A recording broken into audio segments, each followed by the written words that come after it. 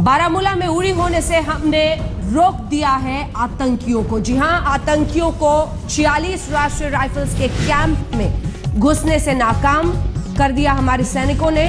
लेकिन इस बीच आपको बता दें, जो सर्च ऑपरेशंस है, जो गश्त है बारामूला के कैंप के इर्द गिर्द, उसे तेज कर दिया गया है।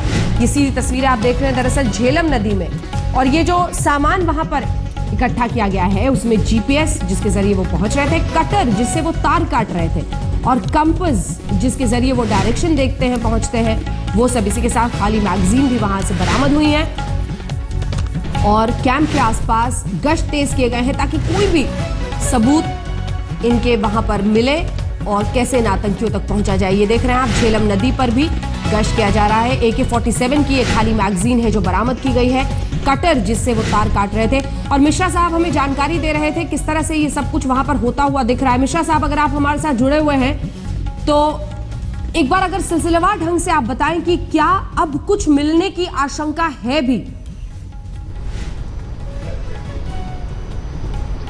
अंजना, मैं अभी तक जो बताया बिल्कुल सही बताया जी। वैसा कोई पसंद ना करे या पसंद करे, जो सच है उसको बताना चाहिए। जब हमने बताया कि कोई भी आतंकी मारा नहीं गया और आतंकी कम तादाद में थे और वो भागने में सफल रहे, हाँ। उनसे तार काटने का कटर मिला, उनसे जीपीएस भी, उनसे जो छोड़ गए थे जीपीएस वो भी बरामद हुआ। उन्होंने जो AK-47 राइफल से फायर किए थे वो मैगजीन भी रिकवरी हुआ। और ये जो एरिया है ये झेलम नदी के किनारे में है, तो इसलिए रात में जब दूर से उन्होंने UBGL से फायर करके वो उन्होंने पहला टारगेट जब फायर करते हैं उसमें कैजुअलिटी लेना ही पड़ेगा, क्योंकि उसमें कोई भी सक्षम हो जाता है फर्स्ट टारगेट, फर्स्ट शॉट में। तो फर्स्ट शॉट जो था उसमें हमारा जो कांस्टेबल था नितिन कुमार वो शहीद हुआ, बलविंदर को चोट लगा। उसके बाद जो रिटालिएशन 46 RR से हुआ, इतना हेवी रिटालिएशन, ये बहुत अच्छा रहा, जिसके वजह से उन्होंने भाग गया। और भागने के टाइम पर जरूर उन्होंने फायर किए होंगे ताकि उनको भागने में सफल रहे। प्रॉब्लम है कि हमारे एरिया में, बारामूला एरिया में काफ़ी मिलिटेंट्स जो पहले आए हुए थे, वो जैश मोहम्मद, लश्कर तैयबा और हिजबुल मुजाहिदीन का अपना लोकल मिलिटेंट्स उनके साथ संपर्क में है। तो हमारा जो स्लीपर सेल्स है HM के मिलिटेंट्स और उनके जो मिलिटेंट्स पहले आए हुए हैं, अभी दोनों जनरल्स भी बताते हैं हमारा तकरीबन 250 से 300 मिलिटेंट्स पाकिस्तान से ऑलरेडी घुसे पटे हैं और उनका कम्युनिकेशन बाकायदा बरकरार है, हाँ। हाफिज के साथ और ISI के साथ, वहां से उनको डायरेक्शन। ठीक है, आप मिश्रा साहब बने रहिए हमारे साथ। इस बीच मंजीत नेगी हमारी सहयोगी हमारे साथ जुड़ रहे हैं। मंजीत, कंवलजीत संधू सहयोगी जुड़े। कंवलजीत, ये जो तस्वीरें भी हम दिखा रहे हैं, क्या क्या बरामदगी की गई है? अंजना, मैं आपको बता दूं कि जो रिकवरी हुई है उसमें एक कटर पाया गया है, एक कंपास पाया गया है, GPS डिवाइस पाया गया है, और इसके अलावा अगर हम बात करें एक खाली मैगजीन, AK-47 का मैगजीन पाया गया है। और हमें ये भी बताया गया कि मैगजीन पे कोई भी तरह का मार्किंग नहीं है। और पिछले कुछ समय से जो मोडस ऑपरेंडी है, आतंकी किसी तरह का मार्किंग नहीं छोड़ते हैं ताकि कोई ब्लेम गेम हो, चाहे पाकिस्तान पे आए या किसी और कंट्री पे आए, तो इस तरह से मार्किंग कोई नहीं पाया गया है। खाली मैगजीन पाई गई है। GPS डिवाइस अभी भी सेना के पास है, लेकिन वो वहां से चेक करने की कोशिश कर रहे हैं। हमें ये भी बताया गया है कि वो जल्द ही जम्मू कश्मीर पुलिस को हैंडओवर किया जाएगा और बाद में फोरेंसिक एग्जामिनेशन के लिए दिया जाएगा। सूत्र हमें ये भी बता रहे हैं क्योंकि GPS डिवाइस, अगर कोई लोकल आतंकी हमला करता तो उसे GPS डिवाइस की बिल्कुल इस्तेमाल करने की जरूरत नहीं थी, लेकिन GPS है, यानी ये पक्का पाकिस्तानी बेस्ड टेरर ग्रुप है और पाकिस्तानी बेस्ड ऑर्गेनाइजेशन है। ये भी बताया जा सकता है कि लश्कर तैयबा या फिर जैश ए मोहम्मद के आतंकी हो सकते हैं। पार्क का रास्ता इस्तेमाल करते हुए पीछे की तरफ से उन्होंने हमला किया है, जहाँ के स्टेडियम भी बीच में आता है, और वहां से उन्होंने साधा है निशाना पहले BSF के बंकर पे और फिर आर्मी कैंप पर।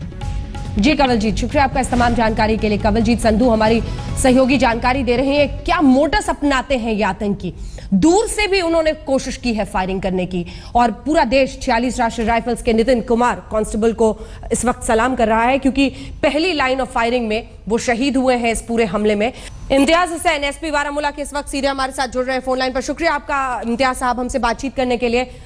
सबसे पहले तो चूंकि आप वहां पर SP हैं, और आपके अगर आप हमें बयां करें SSP साहब कि किस तरह से ये सब कुछ हुआ है, किस तरह की जानकारी आपके पास है और आतंकी भागने में कामयाब हुए हैं, कोई अपडेट इस पर? ये रात के समय में कुछ उग्रवादी उन्होंने कोशिश की वहाँ पे कैंप के अंदर घुसने की। वहाँ पे बीएसएफ की पोस्ट है, उन पे फायर किया। तो बीएसएफ ने यहाँ से जवाबी कार्रवाई की और साथ में आर्मी फिर आई और आर्मी ने इनको रिटेलिएट किया, जिसकी वजह से आतंकी जो है वो अंदर घुसने में कामयाब नहीं हुए।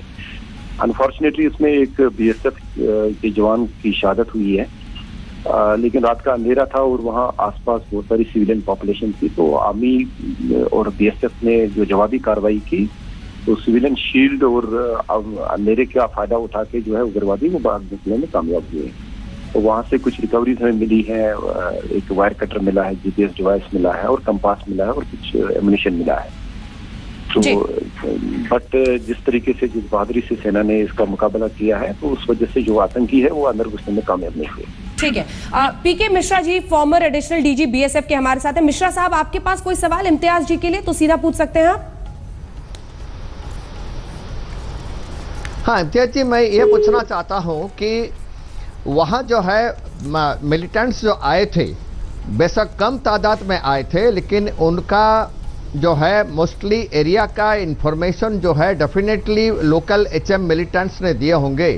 तो हमारा कोई इंटेलिजेंस वहाँ पर नहीं था कि इस टाइप का वारदात हो भी सकता है, और कौन कौन सा रूट है, किस किस कैंप को जो कि ज़्यादा अहमियत रखता है पेनिट्रेशन के लिए और वहाँ पर अटैक करने के लिए, और उनका रिट्रीट का पाथ क्या हुआ होगा। और ऐसा इंटेलिजेंस जो है, जो ऐसा लश्कर तैयबा और जेईएम के मिलिटेंट्स हमारा बारामूला एरिया में अभी भी हैं, तो उनका इंटेलिजेंस हम कलेक्ट तो करते होंगे, ये नहीं कि इंटेलिजेंस के लोग कलेक्ट नहीं करते, लेकिन ये एक फेलियर मानना पड़ेगा। मैं इसके बारे में आपका राय जानना चाहता हूँ। इम्तियाज साहब से हमारा संपर्क टूट गया है। बख्शी साहब, एक जल्दी से रिएक्शन आपसे इस पर, जिसके बाद हम ब्रेक पर जाएंगे। हेलो जी बख्शी साहब। हेलो, मैं देखिए, मैं फिर कहना चाहता हूं कि ये जो रिएक्शन था ये एंटिसिपेटेड था। ये पाकिस्तान के पास, और क्योंकि उसने कहा कि हमने सर्जिकल स्ट्राइक की ही नहीं, अगर मान लेता पाकिस्तान की फौज का मुंह काला हो जाता उनके अपने देश में। उन्होंने साफ पल्ला झाड़ लिया कि स्ट्राइक नहीं हुई। आप बोले हमारा सर्जिकल स्ट्राइक नहीं हुआ, आपके पास कोई जस्टिफिकेशन नहीं है कोई सैनिक कार्रवाई करने के लिए, तो क्या विकल्प रह गया कि आप जो है फिदायीन को इस्तेमाल करें।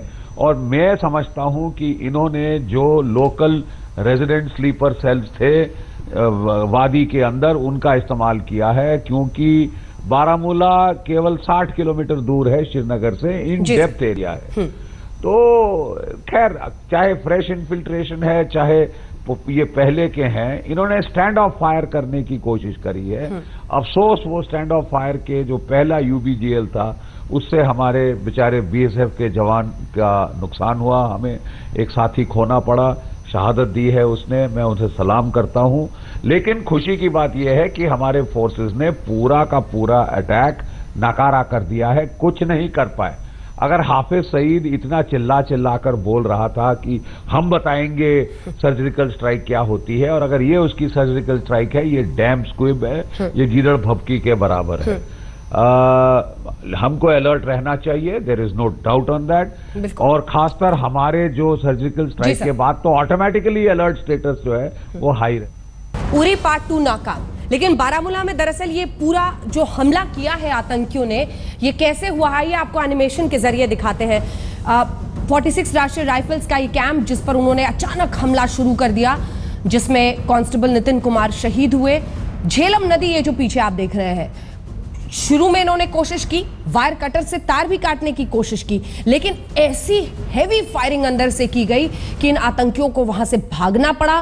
कई इसमें घायल भी हुए, लेकिन फिर इन्होंने आगे से, पीछे से, कई जगह से हमला करने की कोशिश की, और फिर इसी झेलम नदी से, जो अभी तक जानकारी मिली है उसके मुताबिक, इसी झेलम नदी के जरिए भागने में वो फिलहाल कामयाब हुए हैं।